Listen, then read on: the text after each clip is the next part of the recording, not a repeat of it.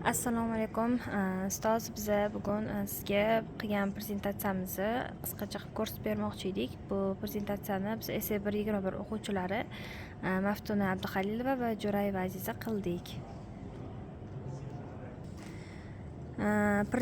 Proyektimizni nomi Telegramda boshqariladigan musiqa qurilmasi.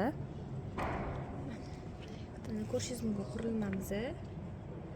Ushbu loyiha SP32 buzer va ledlar yordamida yaratilgan innovatsion qurilma bo'ladi.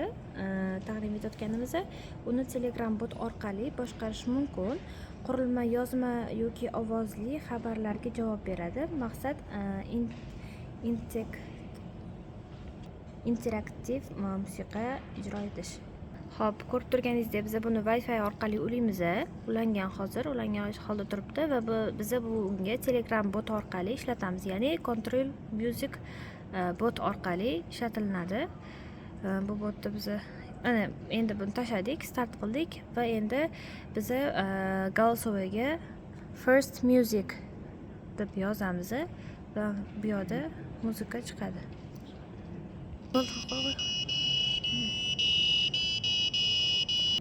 Mana ko'rganingizdek muzika chiqdi, ya'ni First Music deganimizda musiqa chiqdi. Keyingisini ishlatib ko'ramiz.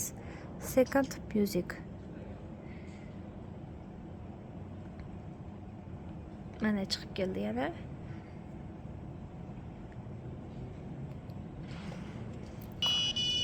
Mana Second Musicimiz ham shunaqa tarzda chiqdi.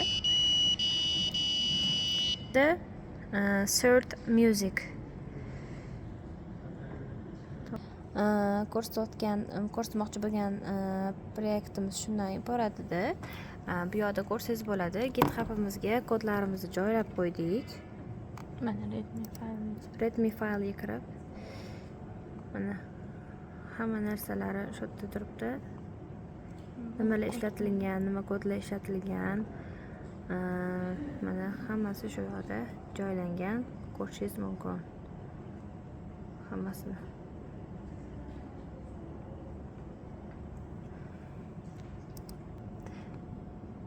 Mana bu yerda kodlar